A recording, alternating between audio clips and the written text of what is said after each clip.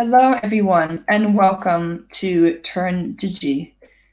For those who have just joined us, we were in our previous morning session, and today's afternoon session, we have John Mueller.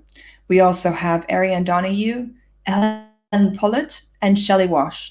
They'll all be talking about different topics that you can, with actionable insights, that you can go and implement straight away. So, for those that were not in the morning session, I set up Turn Digi to provide a platform for those that, for self-employed businesses or people and people that have their own small business. During these times where we cannot meet in person, it's difficult for those that have their own companies. So we have many people here today that are sharing their tips and tricks, and they're actually running their own marketing agencies or content marketing agencies. So without further ado, I'm going to hand over to John, who's going to be sharing some great tips with all of you. Thank you very much, John, for dialing in from Switzerland for us today. Thank you, Joe. It's great to be here. Thanks for inviting me over. Yeah, I don't know. So we have a short slot, so I'll get right started.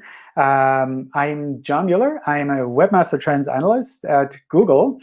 I lead the search relations team at Google. So this is a small team of folks who essentially talk with external site owners, anyone who's making a website on the internet. And we also talk with our internal engineers, mostly in the search infrastructure side. And we try to make sure that everyone understands each other, so that our engineers are understanding where people who are making websites are struggling or where they have questions. And similarly, we can bring information back from the engineers to those who are making websites. I've been at Google since 2007. And since about, 8 weeks now, we've been at home. So pretty much the whole team is also working from home. In the office, we left our horse. Our horse's name is User Agent. He has a face mask, of course. And we left a cardboard cutout of me there to kind of greet anyone who happens to wander by. I thought this would be something that would be fun for kind of like a short temporary time, but these are probably still there now, and I guess they'll be there for a couple of weeks more at least. So we'll see how all of that pans out. What I did for this session is essentially look through all of the feedback and recommendations that we've been giving folks from the last couple of weeks. So essentially, the advice you can find here is relevant for any time, any kind of website. But it is something that specifically came up in the last couple of weeks, where we're seeing that some sites are really struggling with the changes that are happening. Some sites are really seeing big changes with regards to keeping their business open, which is a really hard challenge. And other sites are seeing a dramatic rise in demand, which is a different kind of challenge. It's nice, but it still is pretty challenging sometimes. So I thought I'd compile all of this advice into a short set of tips that might be easier to remember. When it comes to SEO, a lot of the advice that we have can be refined back down to this. It depends, which is sometimes frustrating for those who work on SEO and who are like, Google, can't you just tell us yes or no that we should do this or not? But it really depends. There's so many different things that you can do with websites that are all about trade-offs. So for example, is it better to have a kind of a bad or mediocre ranking for high-volume queries where lots of people are searching? Or is it better to have a good ranking for lower-volume queries where fewer people are searching? And depending on your website or on what you want to do, you might choose to go down one or the other of these paths.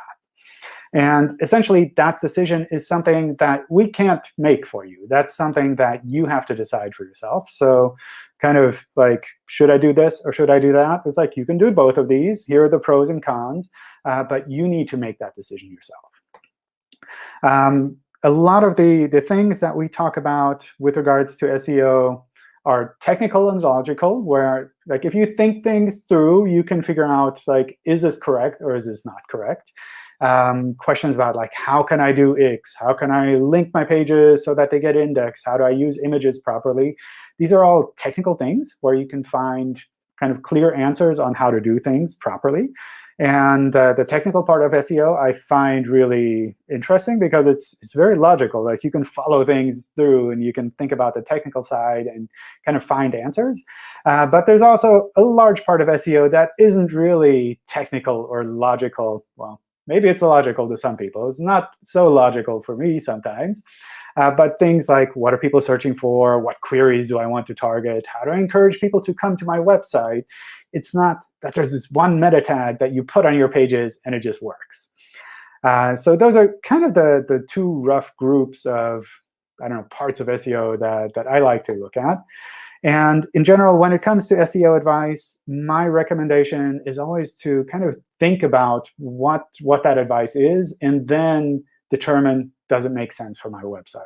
So is it something that's technical? If it's something that's technical, you can often think through and see, like, is it correct? Is it not correct? You can work that out. It's more of a clear yes or no type thing.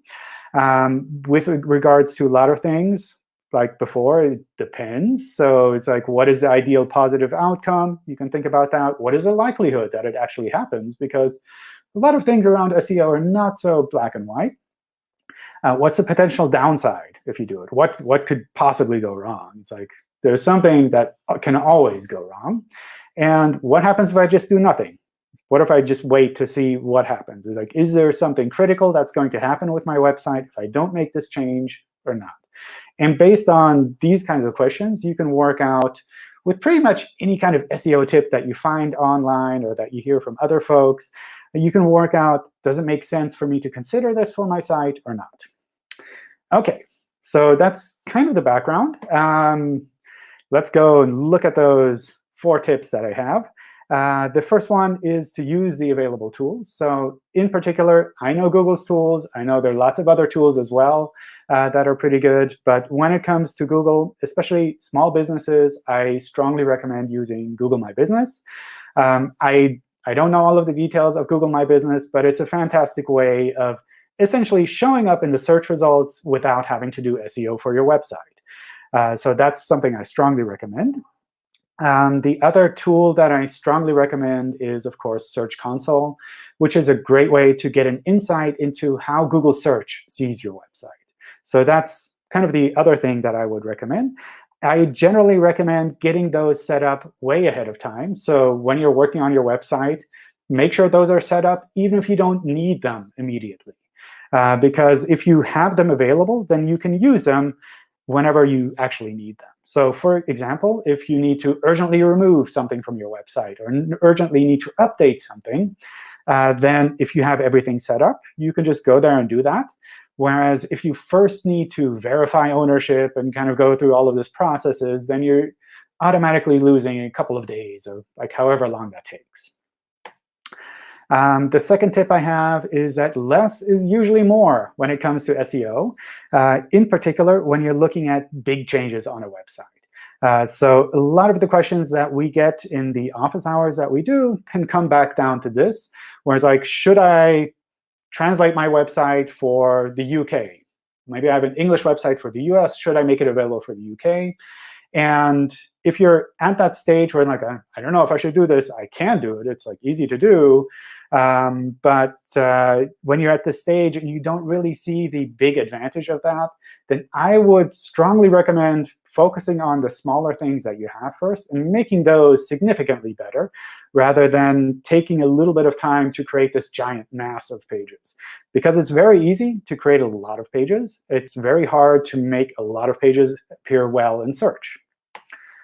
Another tip that I have, which is something that came up a lot more with regards to everything around coronavirus now, is to grow quickly, but shrink thoughtfully. So what I mean with this is, when it comes to SEO, you build up the value of your site over a longer period of time. And that's something that takes a lot of work to get that built up over a couple of years. And if there's something that urgently needs to come up where you can suddenly, I don't know, go into e-commerce and start selling things online, then that's something that doesn't negatively affect the value that you've built up. That's something where you can go off and just try that out as quickly as possible, so that you're in the right place at the right time, even if you don't do that in a way that's optimal for SEO. On the other hand, if you need to kind of reduce your online activity, if you need to maybe temporarily close your business, then I'd strongly recommend not to just delete your website or reduce it to one page, because by shrinking, you are negatively affecting the SEO value that you've built up over time. So try things out quickly, figure out the SEO over time, but reduce things thoughtfully. Don't just go off and just delete everything because you currently don't need it, because maybe you will want to have it again in the future at some point. And finally, tip number 4 is always double-check the basics. I sometimes struggle with calling these basics, because what is basic for some people is not so basic for others. But these are things that come up all the time, even for very large sites with very experienced engineers behind them.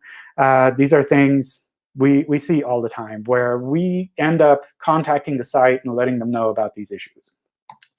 So some of the things that we've seen recently, missing content is something that's pretty obvious if you have a little bit of an SEO mindset, in that if you want to rank for something, then maybe you should at least mention that on your pages.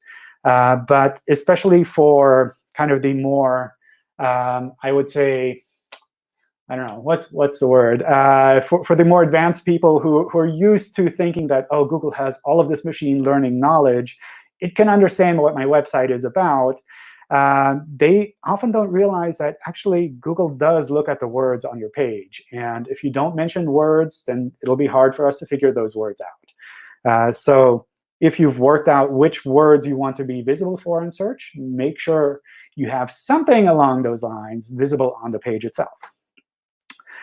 Missing or duplicated titles. This is something that comes up a lot as well. We had this with a big health website that contacted us and had trouble appearing in the normal search results. And we realized, well, on the one hand, there's not a lot of content on this site, because it's a lot about tables and graphs and things. But even the titles themselves on the pages were really kind of not clear to us what was actually meant with this page. So having clear titles there would have solved a lot of these problems. Finally, descriptions is another one that comes up. Similar to titles, we can also kind of guess and create descriptions for ourselves. But it's very easy to end up in a situation where there's an automatic description on a page, and it doesn't really match what you want to have presented. So this came up recently with a very large video site, where they did a revamp of their website, and they forgot to include the description meta tags. And that's something we contacted them. It's like, hey, looks like your website is still in search, but you're missing this kind of obvious part, and let them know about that. And finally, what we see, especially with mobile-first indexing, is for images, you can specify an alt attribute. An alt attribute gives us a little bit more information about the image, so that we understand why you're including this image. So for example, if you have an image of a beach, we could recognize that using machine learning. This is a beach. But we might not realize that actually this is for a hotel. Or maybe this is a scientific paper about water pollution. And those are very different topics, but the image might be the same. So the alt attributes can give us a lot more information there. And finally, the fifth one, I don't know, I had 4, but I'll go with the 5th one as well. The 5th one is your site is unique. So all of these things might not necessarily apply to your site. And kind of going back to the beginning, the it depends part, that's something where you need to make that decision yourself with regards to all of these things. And you need to figure out which of these elements are actually relevant for your site and which ones you can kind of skip over. So in short, use the tools that I mentioned. Google My Business, Google Search Console are really great. Less is usually more when it comes to SEO. Grow quickly. If you have a chance to grow quickly, that's fantastic. But shrink thoughtfully. So don't just delete stuff just because you currently don't need it. And keep in mind that the basics are sometimes really hard to miss, or really easy to miss. So that's pretty much it from my side.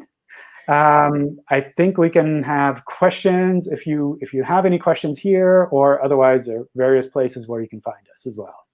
Yes, that's great. Thank you so much, John, for joining us today. And yes, we do have a bit of time for questions. I'm just going to also bring in Arianne. She is speaking right after you, so she can also join the room virtually. Hello, Arianne. Hello. So there's some great questions. We've got one from Pratik. Do sitemaps with old dates and new dates make sense to Googlebot, especially when we direct some old links to new links? So in sitemaps files, we look at the date if we can tell that it's a reasonable date for the individual URLs, and we try to recrawl things that appear to have changed since the last time we looked at them. So using dates is a great thing to do there. OK, good. See if there's any. Do we have any other questions? We have time for another question for John.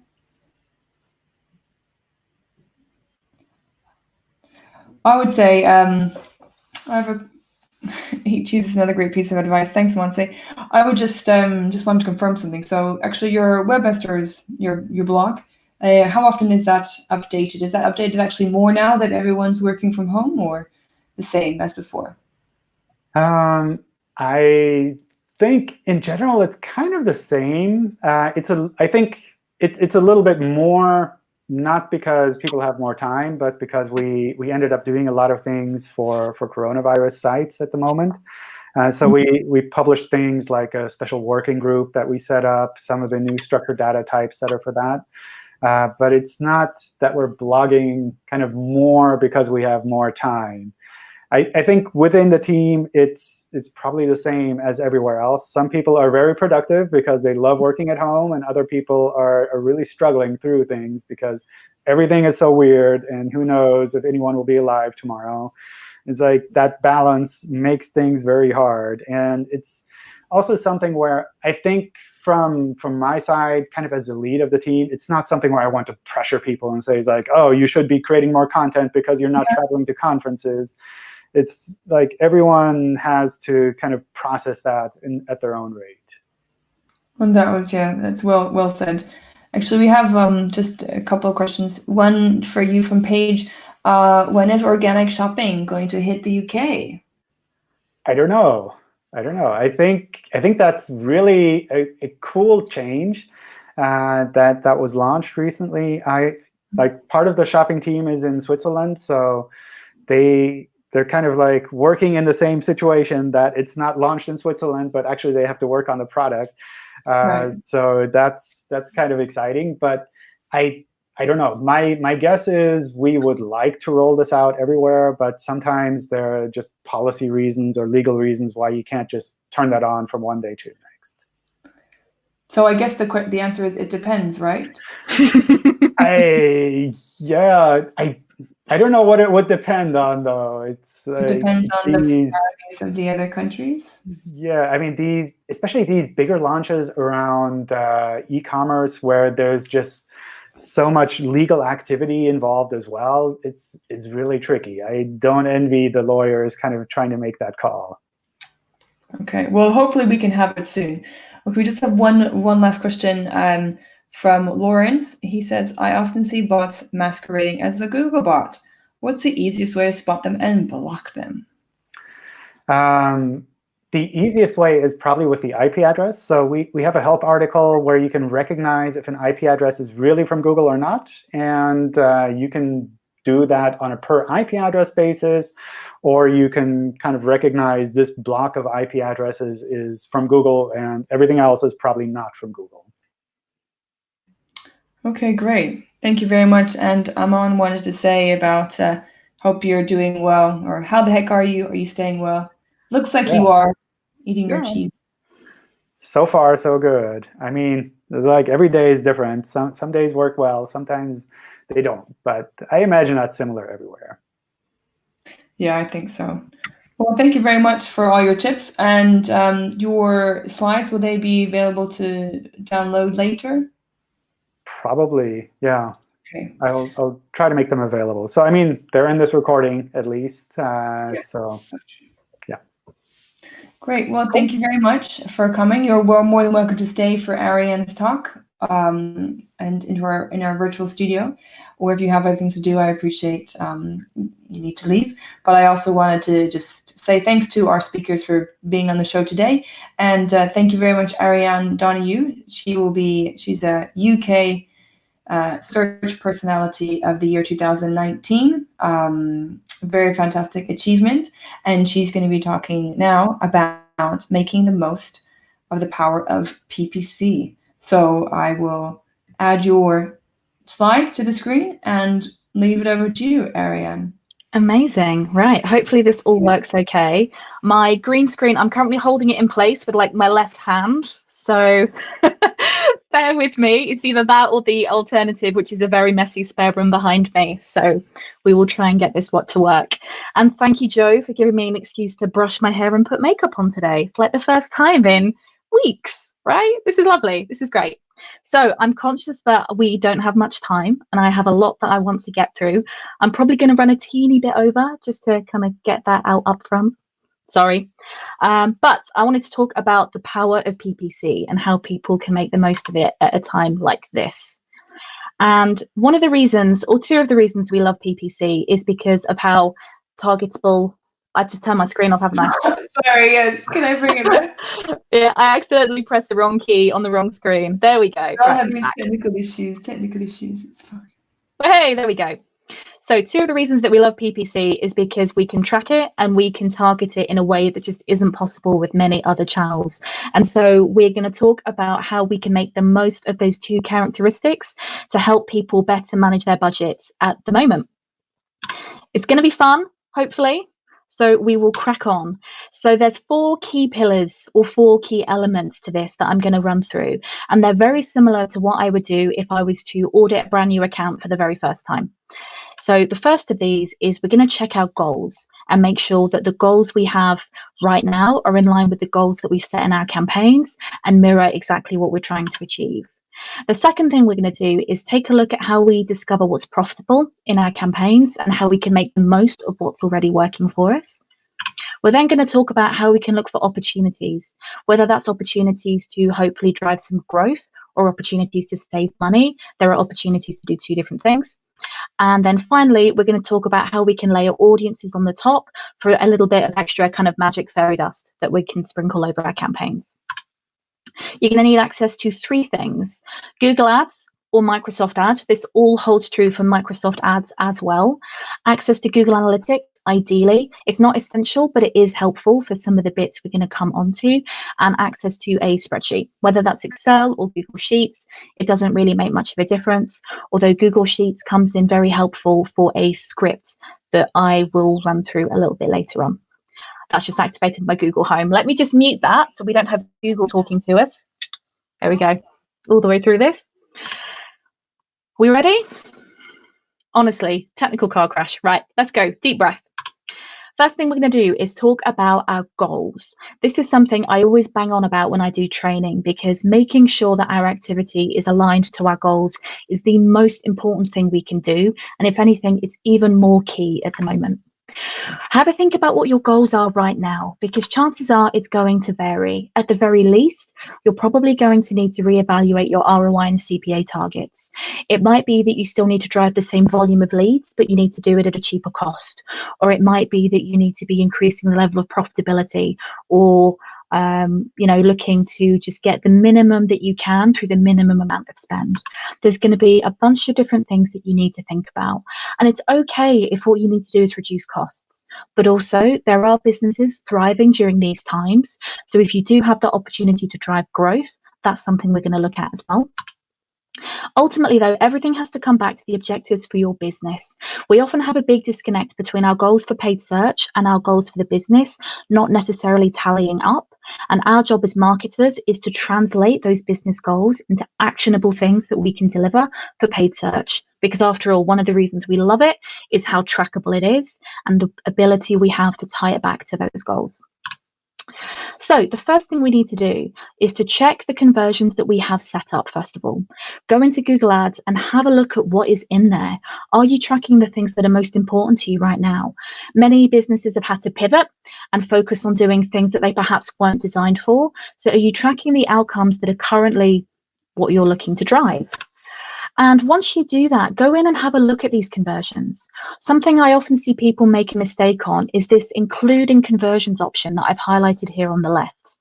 If you are using a bid strategy, anything that has yes ticked gets included in the calculations that Google makes for your automatic bidding. So make sure that the only things in here are those things that you want Google to consider as your macro conversions for making any kind of bid changes. And something else to look at is the ability that we now have to use conversions at campaign level. So that means you don't have to have a different account for different conversions that you may want to drive. At a campaign level, you can say, right, for this campaign, I want to drive phone calls. For this one, I want to drive sales. And for this one, I want to drive newsletter downloads. And you can allocate the right conversions to the right campaign, allowing you to more easily focus spend and budget around the things that you really need to do right now. Should go without saying, but update your ROAS and CPA targets if you're using an automated strategy. Chances are you're going to need to do this. Bear in mind that if you do, one of the things that's going to happen is the bid strategies will go into a learning phase. So avoid making any changes that are too big or making too many changes in close succession until the system has had time to adjust. Otherwise, you risk the system not quite knowing what it's aiming for, and that can upset campaign performance.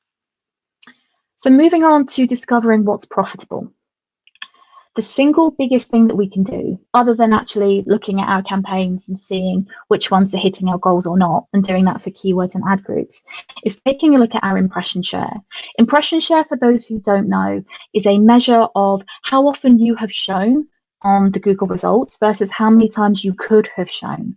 So it's a good measure of how far your budget is stretching and how visible you are versus the competition. So in this example here, you can see that a couple of the campaigns here at the bottom, we have a 63% impression share, 55, 53. What that means is we're showing just over half of the time that we could have done for all of the searches that happened. And so this means, in theory, we could spend double the budget and get double the conversions. Where you have available impression share, your sales should scale up to that point of diminishing returns. And so if you're looking for opportunities and ways to hopefully get more for less, divert budget to those campaigns where you have spare impression share, as that's going to work really well for you. Auction Insights. Auction Insights is a great tool for understanding exactly how you are doing relative to the competition in terms of visibility, who is appearing above who, how often you outranking each other. There's all kinds of great data in here. And if you combine it with an AdWords script, which there's a clickable link in these slides to this amazing script from Brain Labs, you can take your Auction Insights data, whack it into Google Sheets, and get some really amazing insight on how the market has shifted over time. So take data for the last 3 months, add your CPC data in it, and you can see how the competition rising and falling, maybe being more or less aggressive, has led to your changes in the market and the amount you're paying for every single click. And that can be really helpful for figuring out how you want to focus your efforts. And so what if you come across a campaign or a keyword that doesn't appear to be making you any money? Because you'll probably find some as you go through this analysis. Before you turn anything off, I would encourage you to go into Google Analytics if you have it synced to Google Ads and have a look at the attributed data. Because as we know, last click is the devil. It should have died a death long ago, but unfortunately it's still with us. And so look at the assist data to make sure that you're not excluding anything that's actually driving conversions further down the line. You don't want to turn a keyword off that you think isn't making money, only to see sales drop later for reasons that you don't understand. Other options for poor performers. Check that something's not working on a last click basis, as we were saying. Lower bids. So you don't have to turn a keyword off entirely. It may be that the position that keyword is in isn't quite right for it.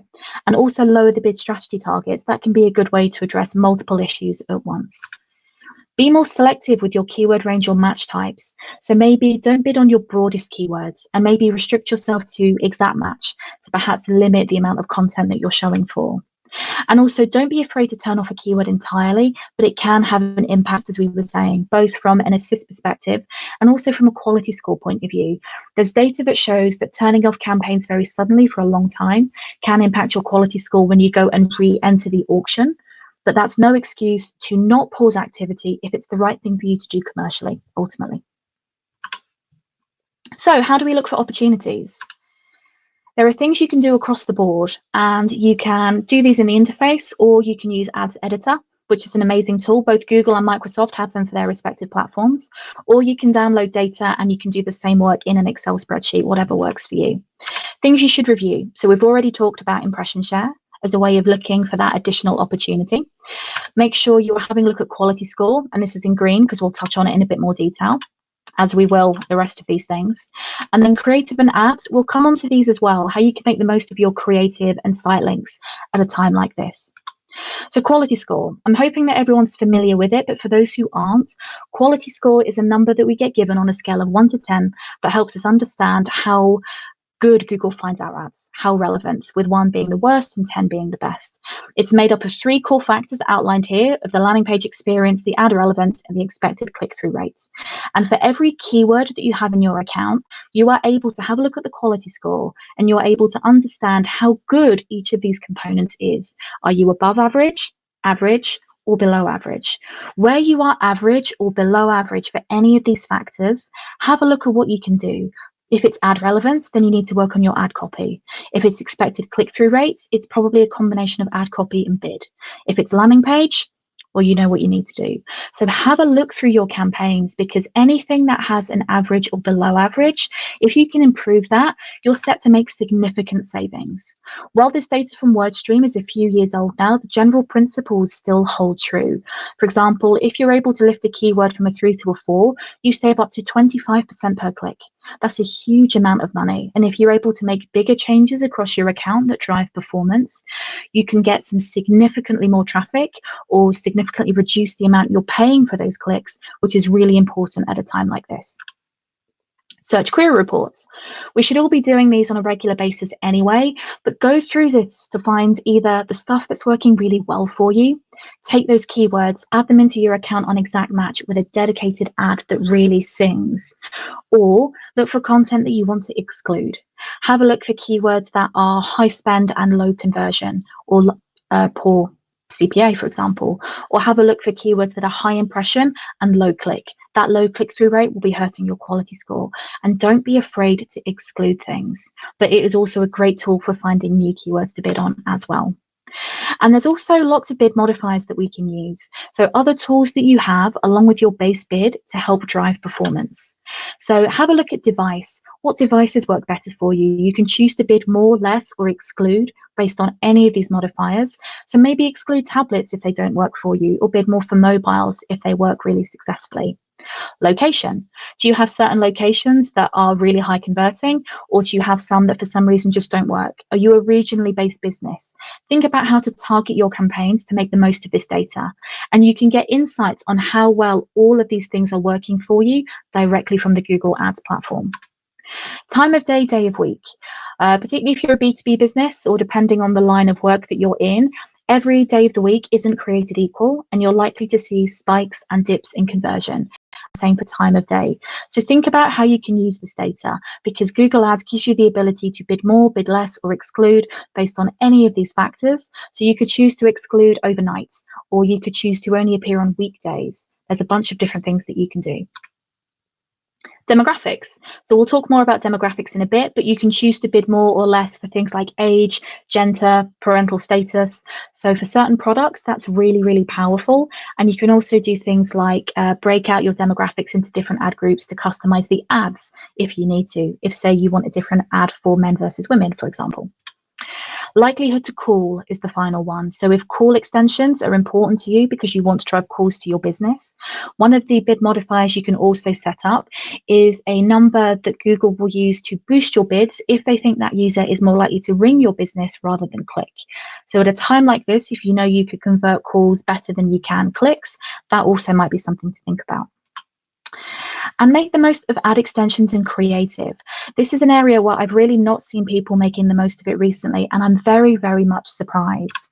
So if you're still open for business, make that clear. Are you still available for people to shop online or to call you? And for those in e-commerce, talk about your delivery and returns messages. Are you offering extended returns? Are you overwhelmed with the amount of orders you're getting? So is delivery taking a little longer than usual? Be upfront with people in the SERPs, because that's going to help inform their decision making. And how can you provide a human element that's missing? So we're struggling to be around each other at the moment. We're not allowed. So many of us are isolated from friends and loved ones. But do you offer a business, or do you have the ability to give that human touch? So put a handwritten note in an order, or find some way to pass on a message to someone when they place an order with you, so that they can add that element of human connection to the purchase that they're making. And the other thing with extensions is when you use them properly, you can take up so much space on the search results page, whether that's with these giant site links that this advertiser has here, whether it's with your call extensions, call out extensions, structured snippets. There are so many things that you can do that get you multiple lines of visibility on the SERPs to really help bolster your brand presence. And I often only see people doing the bare minimum. The bonus of ad extensions as well is they factor into the calculation for things like click-through rate and ad rank. So the better your extensions, the better your click-through rate is likely to be, and the less you will pay for every single click, which is quite a powerful argument. And finally, layering up audiences. So how can we do more with audiences to really help your campaigns do as well as they possibly can? Because I really believe that audiences can be the secret weapon in a campaign. I never thought I would have cause to thank Facebook for anything, but Facebook took the lead on this, and other companies have since followed suit. And I really like the ability they give us to really customize our creative and our targeting. So first thing you should do if you have it is use your customer data. Google has now limited this feature to only be available to those advertisers who've a lifetime spend of over $50,000. But if you meet that requirement, see about how you can use your data. You can upload your customer lists, segmented in whatever way you like, as long as you meet the minimum of 1,000 matched emails. And you can use them to target customers, exclude customers, or even, as they've done here, find lookalikes. So are you looking for people who fit a similar demographic and lifestyle profile to the customers who've bought from you?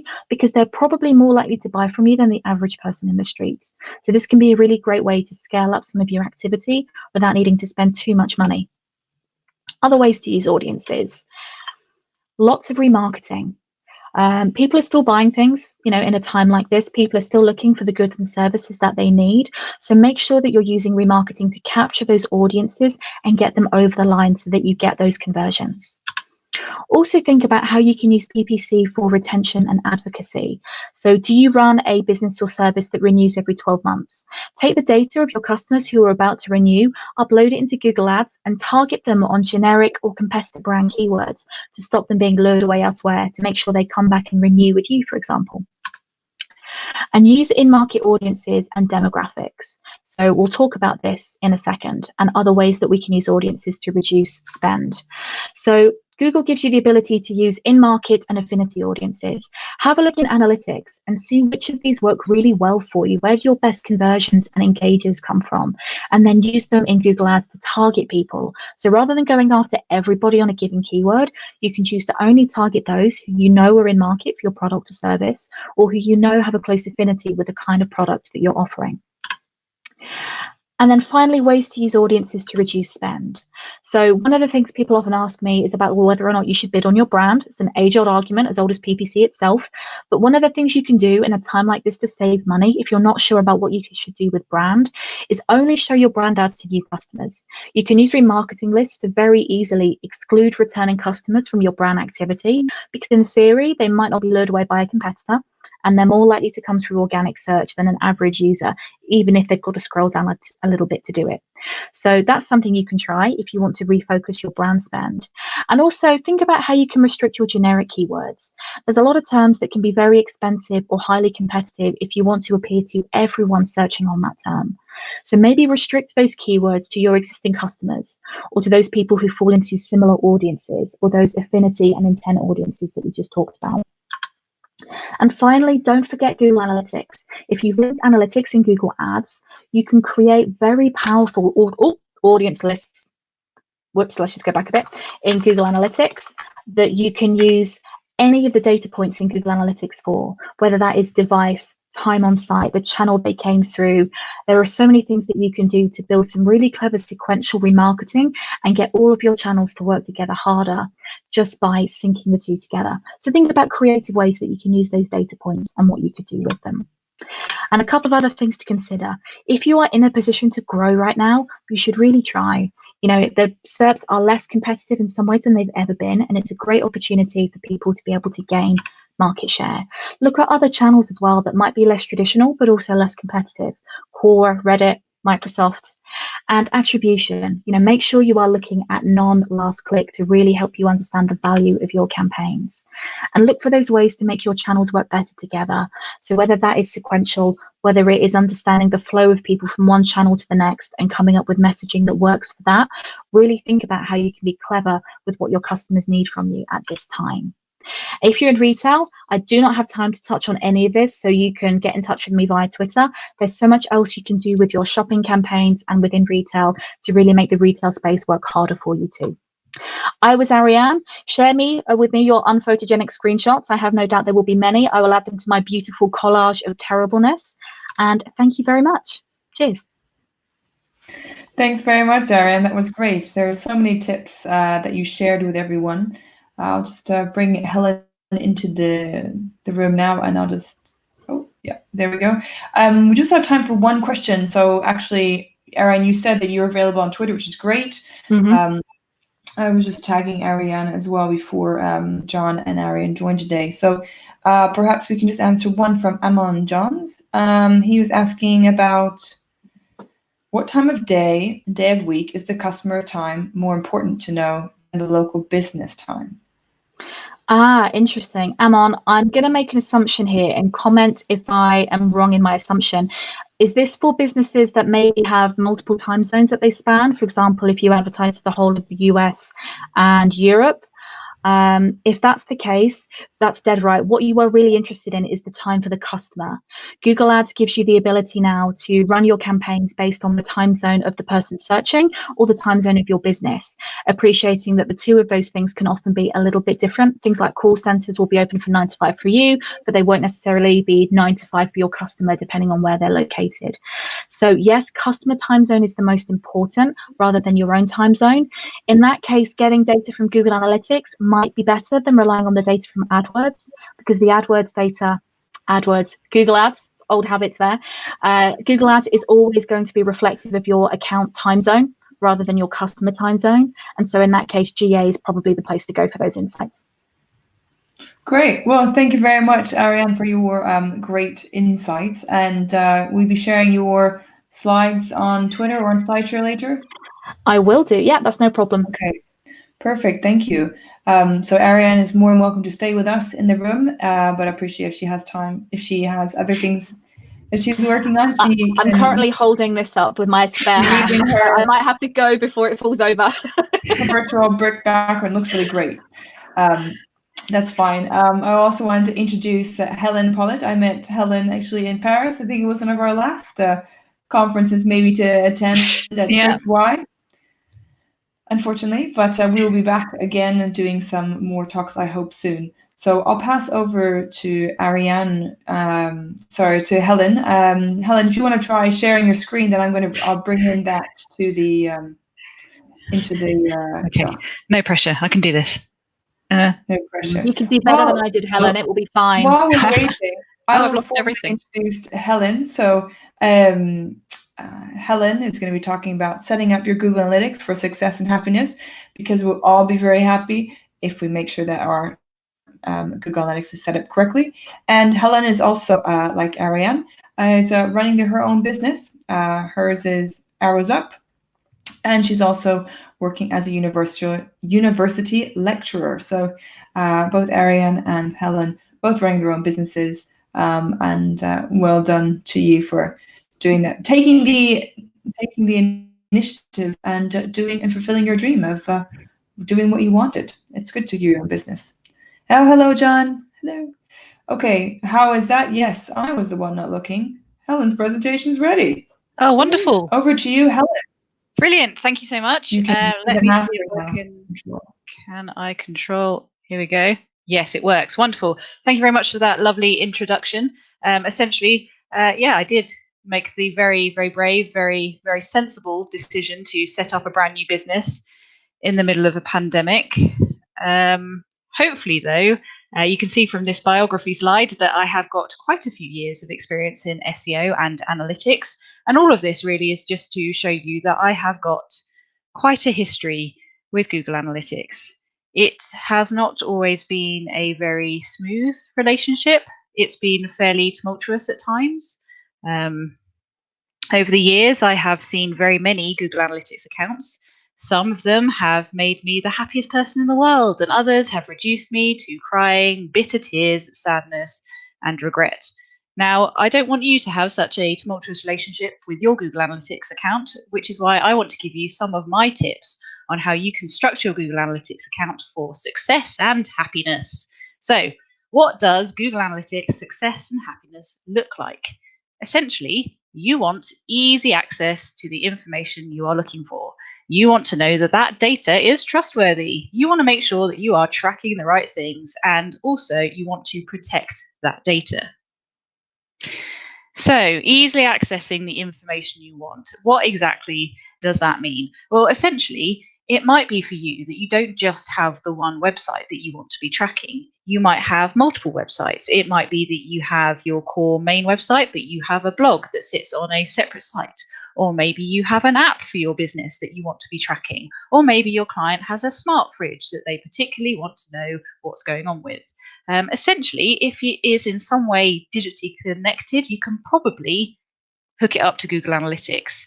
Now, that can be a little bit of information overload, so you really need to ask yourself exactly how do you want to view your sites, app, smart fridge, so that you can get the best information from it. Now, this might be, for instance, if you have a international e-commerce site, you might want to be able to see specific data from visitors from a particular country.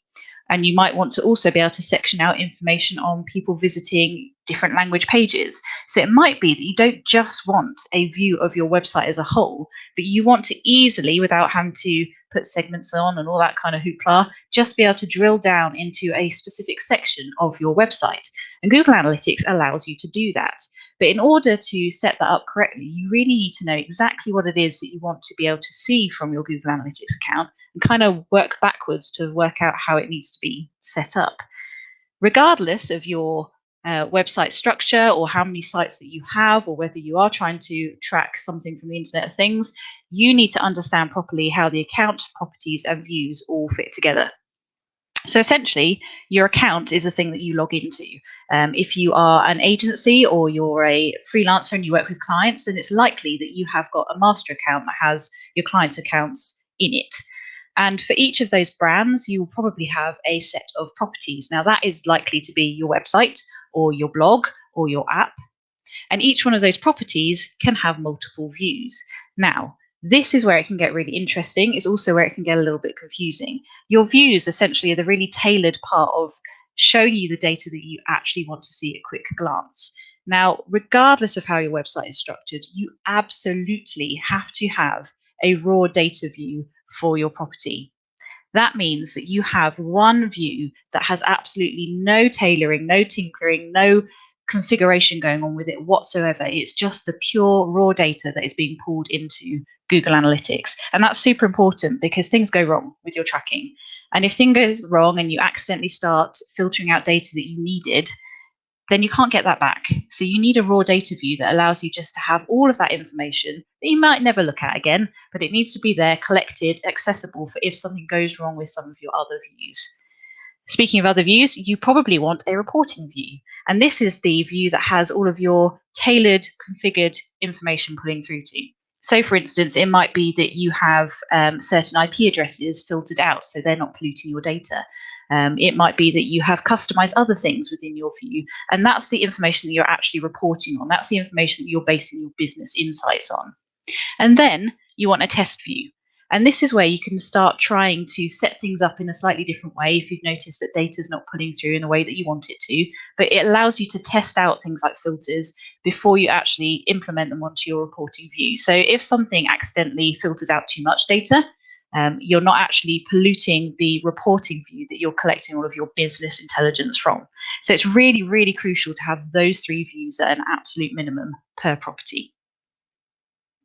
Also, it might be that if you really want to structure your Google Analytics account for success and happiness, you need to consider custom metrics and dimensions. Now, I'm sure you're all familiar with what metrics and dimensions are, but just in case you can't quite remember the difference and had to look them up 3 minutes before you had to give a presentation on them, metrics are the numbers and dimensions essentially the labels of data. So a metric would be something like bounce rate, whereas dimension would be something like city. But you can actually configure your own. So if you are tagging up different things on your website at the moment that aren't standard in Google Analytics, you might be able to use those events that are pulling through to Google Analytics and use them as custom metrics and dimensions. And by doing so, that information, rather than just being hidden away in the events section of your Google Analytics account, is actually able to then be pulled into your standard reports and used to segment and separate out the data. So you get much more meaningful information off the back of those custom events that you've already set up. It really helps to bring some of the more granular information into your main reports. So that's definitely something you need to be looking at if you're not already. And the key one here, how do you make sure that your data is actually trustworthy? Now, I hate to say it, but Google Analytics is a liar.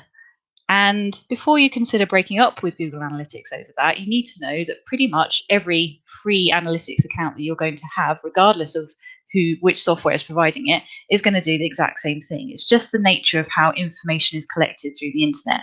There will be things that are not reporting correctly. Information that you think you are getting from visitors visiting your website, you won't be getting. For instance, if the same user is visiting your website but on 2 different devices, for instance, their mobile and their desktop, then that is likely to be counted in Google Analytics as 2 separate unique users, which just isn't correct. Time zone differences. If you happen to have your website set up in GMT time zone and someone visits from, say, America, it might be that your Google Analytics account is telling you that they visited on a Wednesday, whereas in fact for them, they visited on a Thursday. Those time zone differences can make things a little bit complicated. If you add filters in, then your data doesn't get reprocessed and that filter doesn't apply retrospectively. So you can't actually compare like for like once you put a filter in. Cookies. Cookies are a bit of a nightmare. If people refuse to accept cookies, then you just can't track them in Google Analytics. And that's an increasingly large proportion of the population now is starting to be a little bit wary about cookies. The same for people who disable JavaScript or who have ad blockers. All of these things can impact how well you can track data through Google Analytics. And sampling. Sampling is something you just can't get around unless you're willing to pay a lot more money. But good news is there are some things that you can configure with Google Analytics to make sure that the data that it's pulling in is a lot more trustworthy. For instance, it might be that you have staff who visit your website on a regular basis. Maybe they are going to your blog section because there's answers there that they get asked frequently when they're on the customer service line, for instance. And by visiting your website, they may well be polluting some of your Google Analytics data because you might not really want to know what your staff are doing on the website. And if you do, you could probably set up a view for that. But what you might want is just customer information pulling through to Google Analytics. So you can do things like filter out your staff's IP addresses. Now, considering we're all working from home at the moment, that's probably going to be fairly difficult. But when things start to approach normal life again, and we're perhaps back in offices, at the very least, you want to be excluding traffic from that particular office from being pulled into Google Analytics. Bot traffic can be a small nightmare as well, because bots will visit your website, they artificially inflate numbers, but actually they're not genuine users. But thankfully, you can filter out bot traffic, and it is as simple as checking a box within the view section of your settings in Google Analytics. Poorly tagged campaigns. Poorly tagged campaigns are probably one of the main reasons I have such a love-hate relationship with Google Analytics, and it's not even GA's fault. But poorly tagged campaigns, things like UTM codes, can pull data into Google Analytics and completely corrupt it. So one thing you really need to look at if you are using UTM codes with external links that are directing traffic to your website is you need to make sure that you have a tagging plan for it. That means every time you set up a UTM code, note it down somewhere central so that other people who might also be looking to create similar UTMs are following this consistent pattern. And that way, you're less likely to end up with a load of garbage data in Google Analytics. Misattribution of data is a huge issue, which I just don't have time to go into at the moment. But if you have any questions about dark data and dark traffic within Google Analytics, please do tweet me. I like to rant about it. Double counting, again, if you suddenly notice that your bounce rate has halved, it's probably not that you're doing a sterling job at optimizing your landing pages. It's probably that you've got your Google Analytics code on your web page twice. That sort of thing happens more often than you realize, and that can lead to double counting of data. It might well be, for instance, that you have got self-referrals pulling in. So someone leaves your website to go to PayPal to pay for a product that they've just bought through your website. They come back to your website and it counts as a referral visit from PayPal, when really that's not the case. Incorrect subdomain tracking and a lack of tracking code on every page. These sorts of things can really pollute your Google Analytics data, and actually on a larger scale can make it kind of meaningless. So you really need to make sure that you are dealing with that kind of information very well. And if you have any questions about that, please do tweet me, because it's a bit of a minefield and it's not something I can cover in just 10 minutes. Right, tracking the right things. Google Analytics and you cannot be mutually exclusive, unfortunately. You cannot have an exclusive relationship.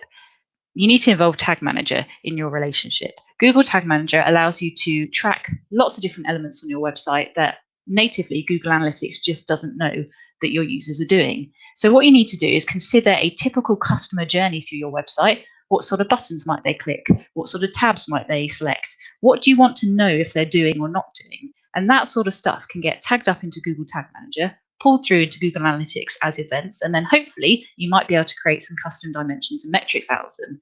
And that really helps to go very granular in the detail of what you're putting through to Google Analytics that on the surface, Google Analytics just can't provide you. But it's that granular detail that actually starts to become really useful with your analysis. Make sure, just like with UTMs, you have a plan for your Google Tag Manager tagging up. Always label consistently and note down what your triggers, variables, and tags mean.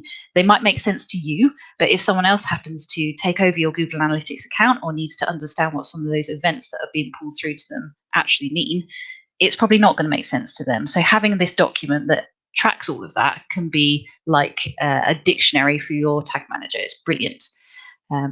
Finally, protecting your data. This one is key. Audit your permission levels and lock them down wherever you can. Essentially, if you have too many people who can edit your Google Analytics account, you start to lose track of what's been changed. And when something gets changed in Google Analytics, it can really throw off your ability to analyze your data properly. If someone goes and sets a filter up or deletes a filter, suddenly your data is completely changed, and it might not be something that you had any idea that was going on. Similarly, make sure to remove any third parties who no longer need to see your data. You need to deal with the X's. Essentially, if you used to have another agency working your account, or you've just taken over as the agency or freelancer of choice and the old freelancer is still having access to Google Analytics, you need to talk to your client about removing them. Because if they have some level of edit access, then there can be issues there. But also, you don't necessarily want third parties being able to spy on your data if they're not supposed to be. Finally, whatever you do, make sure any changes that you have in your relationship with Google Analytics are annotated. Every time you put a new filter in, every time you add a new segment type, every time you change data in some way, make sure you annotate it in Google Analytics. Similarly, if anything major happens to your website, annotate it in Google Analytics. Those annotations become absolutely crucial in analyzing your data, because when things change, you need to understand what factors were involved in those changes. If it's simply that the way the data is being collected has changed, then you need to know that. But if it's actually something to do with your website or your campaigns that have changed, you need to know that. And just because you know about it now doesn't mean you're going to remember in a year's time when you're trying to do those year-on-year comparisons. So make sure whatever you do, annotate everything in Google Analytics. And that is my whistle-stop tour of how to have a long and successful and happy relationship with with Google Analytics. If you have any questions that I wasn't able to cover, please do tweet me at Helen Pollitt1. If you have any tips on how to cut your hair whilst you're in lockdown, then please tweet those as well, because I've just realised how ridiculously long my hair is getting at the moment. So please, if you want to chat at all about Google Analytics or hair care tips, then please feel free to tweet me. Oh, thanks very much, Helen. I was laughing a lot at that. Very, very good tips. And we've got quite a lot of comments in our chat. Just a lot of great comments. Like, once it was saying attribution, very thorny topic. Good point. Lack of appropriate governance can be nightmarish. So great. We have a lot of interaction. Not necessarily a question, but lots of comments. So thank you very much. So you're available on Twitter, are these two addresses. I will also be tweeting. And the slides, will they be available as well afterwards? Absolutely. They will be tweeted out very soon. Okay, very good. Well, thank you very much. You're welcome to stay on. We have Shelley Walsh joining, who will be giving her tips. But I appreciate, you may have some other work as well to be doing. You're both running your own business. So Shelley also has her own business too. So thank you very much for your slides and sharing your tips, Helen. I'll just move this from the screen, and then Shelley can then share her screen, and then we can start. Shelley, do you have your slides? I do, yeah. I will be 2 secs. No problem. Thank you. Put it in presenter mode, and we're ready. Thank you, Helen. To go. Can you see those okay? Yep, now we can. Thank you very much. So great topics so far. So we've had Arianne, John first, Arianne, Helen, and Shelley. And Shelley is going to be talking about your message in crisis. And Shelley has her own business as well.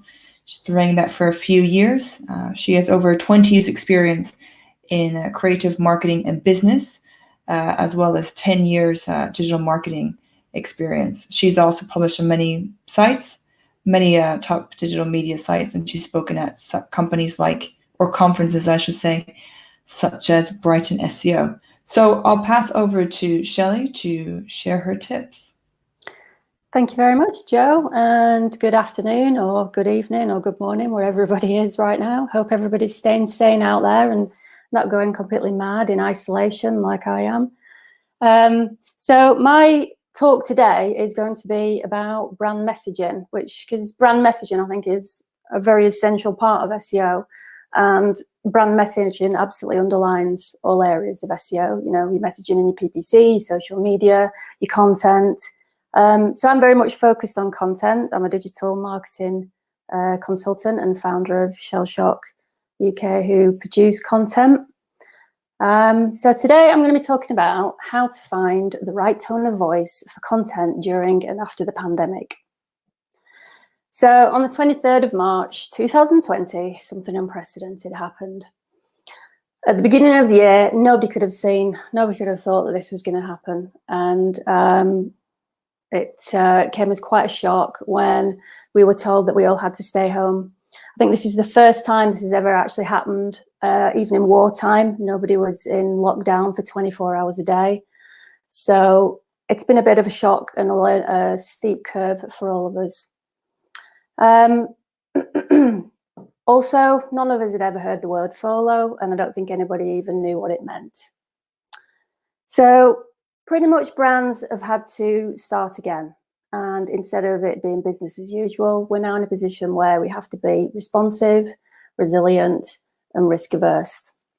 And what I want to look at today is I'm going to give you 8 tips, 8 steps for how to send out the right message and what message you should be sending out in your content right now.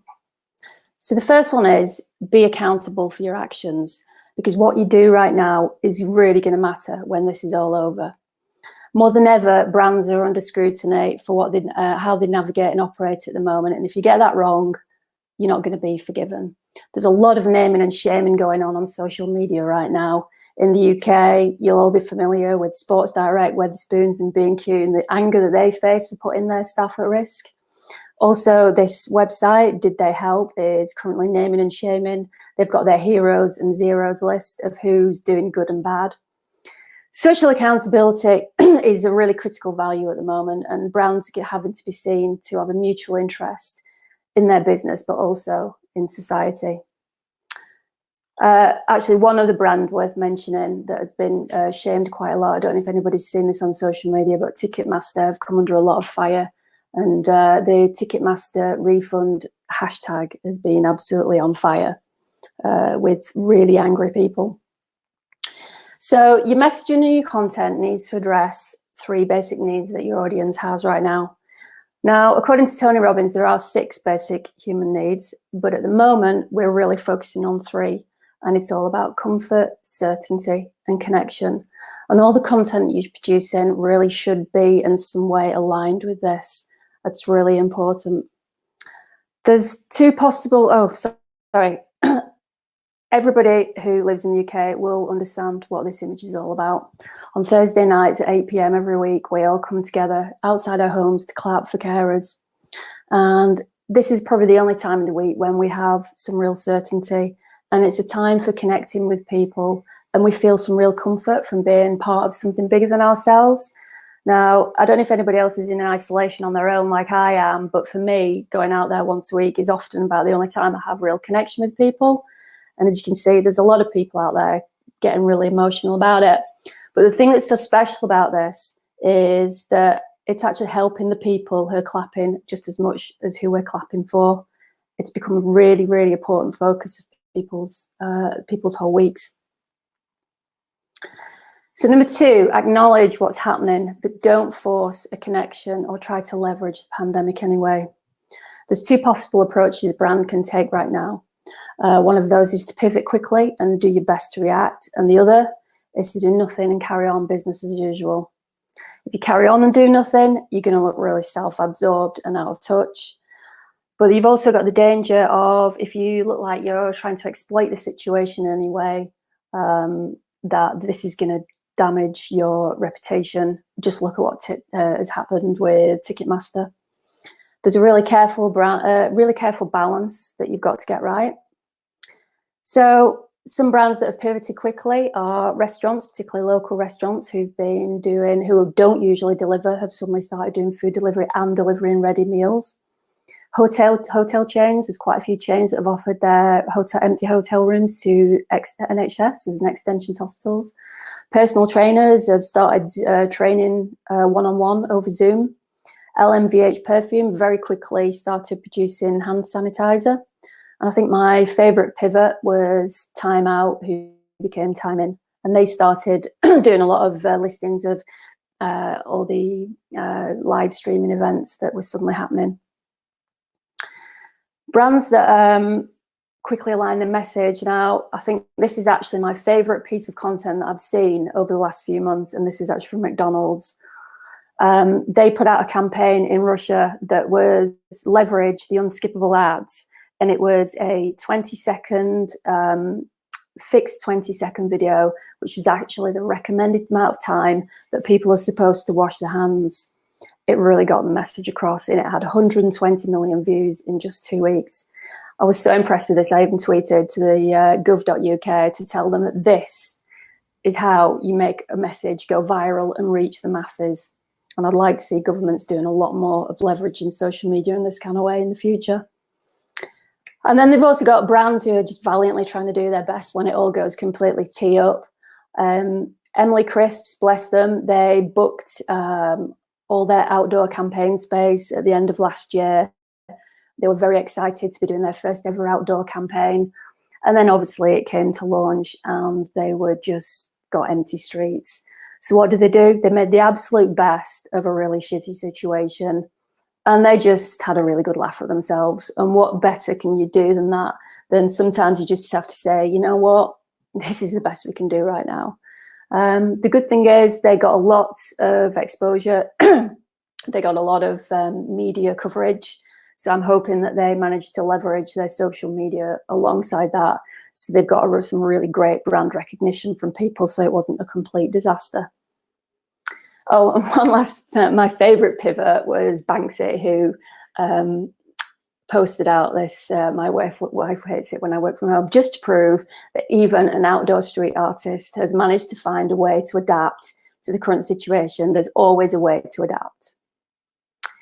So be responsive with your messaging and your strategy, and listen to the current mood. It's really important that brands are not broadcasting. It's not about you, it's about your audience. Don't be broadcasting what you're thinking or you're feeling, because nobody cares. So listen to what your audience are saying, listen to what they're thinking and feeling, and then act on that. The content strategy that you had before the pandemic is just tossed out the window, and you need to start again tracking the current mood as it happens. Topics that audience are focused on right now include finances, health, exercising, connection, keeping connected with loved ones, staying positive, and remote working, and anything to do with distance working. Topics that you really should be avoiding in your content, because they're just going to come across as crass, quite frankly. Travel and holidays, actually people, going on holiday and enjoying holidays, eating out, going out, trips out. It's just going to remind people of how claustrophobic they feel right now, and that whole what they're missing. And it's just a reminder of the situation they're in. You want to be looking to positive stuff instead and profiting from the situation. Need I mention all the absolute shaming that went on with price gougers on Amazon who were trying to make a profit out of hand sanitizer and toilet rolls? I think one of my favorite moments in the past few months has been President Putin in Russia, who banned any pharmacies that were selling overly, they were trying to exploit the situation and selling overinflated masks prices. He just said, shut them all down. Great action. And complaining about the situation. There's people out there right now are dying and putting their lives on the line. We're staying home and we're safe, and we're staying home so other people can stay safe. There's nothing for us to complain about, because we're not going through any hardship right now. So don't complain, don't moan, don't whinge. Be positive, get on with it. As we start to come out of this situation as well, we sort of need to have one eye focused on where we will be coming out in a few weeks, few months. And I think the real focus is going to be about family and friends. We've all learned how important family and friends are. Social safety, I think that is going to continue for probably at least a year, until a vaccine has been found and we become actually safe again. Socially distanced careers will probably become a new norm. Wellness and well-being is important. Saving and investing, and pets, because I think for a lot of people, pets have become a massive source of comfort in the last few months. And I think pet ownership will probably just grow. So even though I've just, continue advertising and creating content, even if it's not business as usual, to ensure you're not forgotten. Now, this is really important that you do keep a level of marketing going, because a lot of people just very quickly turned off their advertising and their budgets. Some websites even completely shut down all their pages and redirected all their pages to the homepage. Massive mistake. Thousands of product pages de-indexed. They're going to really struggle when they start to try and kick their website back up again. And I don't know if they actually know what they've done, but if we look back to World War II, there's a kind of similar, I think, circumstances to compare against what we're going through right now. The similar situation happened there, where a lot of supply chains were affected, so a lot of brands couldn't trade as normal. But a lot of brands continued to promote their products as usual. But like the General Tyres, for example, in World War II, they were actually telling people not to buy their product. So it was kind of anti-advertising. They were saying, don't buy our products because there's a tyre shortage.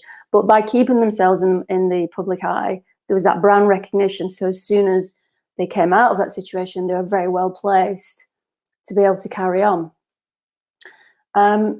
Continue communicating with your audience, and continue communicating with them in a way that's relevant to the current situation. So once you're coming out of the lockdown, you're going to be in a really strong position. And the key is providing help to your audience right now.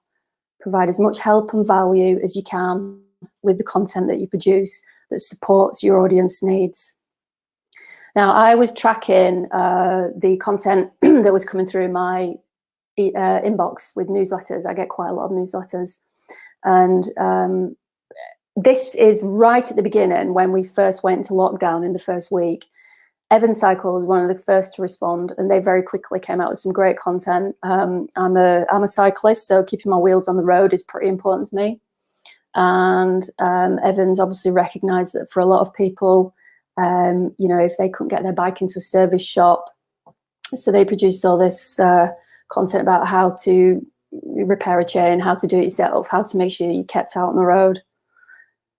Speedo absolutely nailed it. I think out of all the messages that came into my inbox, Speedo got it the most, because they really understand that swimming is not just about swimming.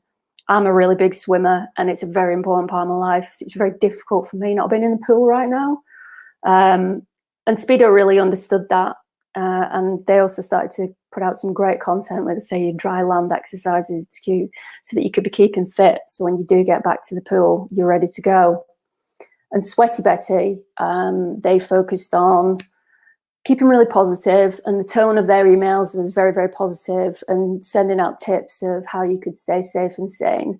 All these tips on the right-hand side, linked through to full articles on the website. Their emails have been great and consistent all the way through. And then we come to Massimo Dutti, and it's just unbelievable that it's as if the pandemic, as if nothing's happening. They clearly invested a lot of money into their travel advertising campaign last year, and we will use it, damn it, even if there's a pandemic going on. We're not going to stop.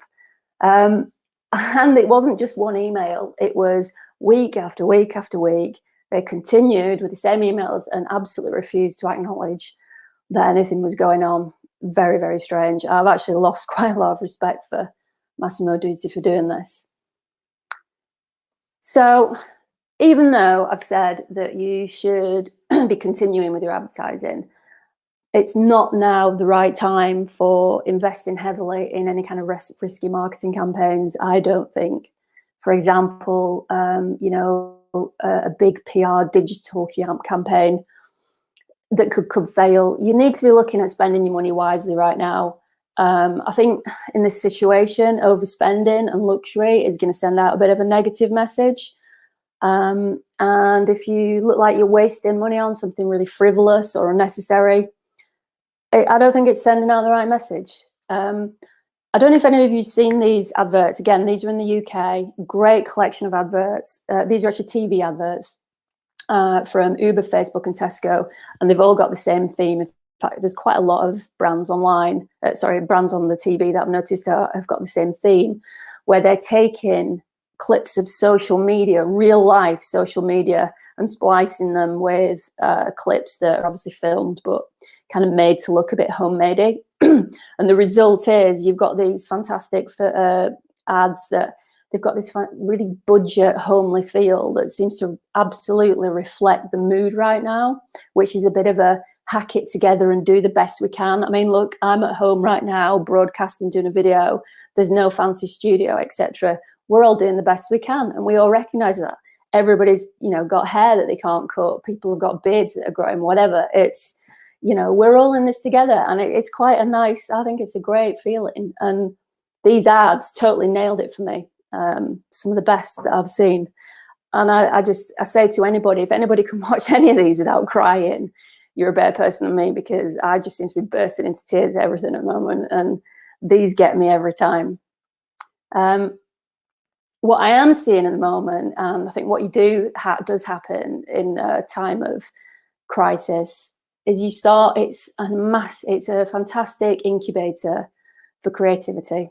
And I'm seeing some really fantastic creative stuff online. Conceptual boredom is actually an Instagram feed, which 2 furloughed creatives from Sarches started up, which they just have some really fantastic, quirky ideas. Greetings from lockdown. This was 2 friends who started to send postcards to each other as a way of keeping in touch and connecting.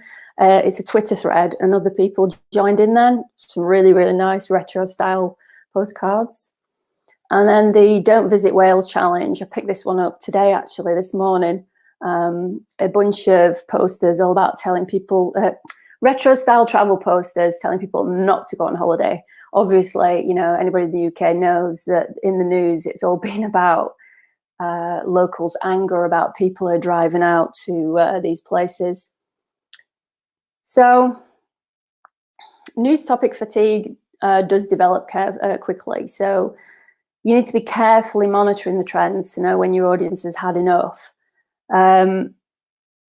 If we have a look at this graph here, you can see that at the beginning of when the pandemic, at the beginning of March, there was a steep uplift in articles as everybody was reading that they were desperately trying to find out the facts of what was going on. And then this very quickly flattened and then tailed off. Now, new research that I picked up this morning has come out that says 71% of people in America that they want a break from the news because they've had enough. It's making them feel worse emotionally. So it's really important to keep tracking the mood that your audience is in so that you can keep moving and reacting with your content. Google Trends is fantastic, absolutely invaluable right now for just tracking what's going on. And if we look at this graph here, if you look at the timeline, it highlights how there's a huge spike in hand sanitizer at the beginning of just before we were locked down and everybody was going bonkers wanting hand sanitizer when they were going out, and just you couldn't buy it for love and money. And then that really quickly tailed off towards the end of March.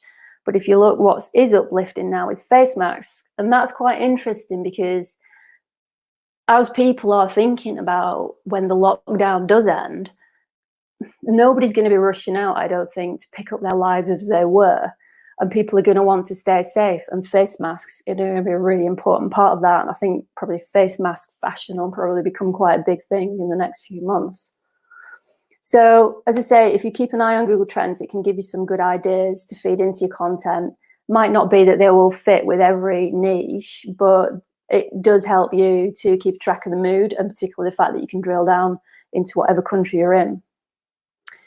So finally, be prepared to shift with customer sentiment and embrace new values, particularly anti-consumerism. You know, there's been a sentiment simmering change in the air ever since the financial crisis of 2009. And I think the pandemic has just blown that wide open.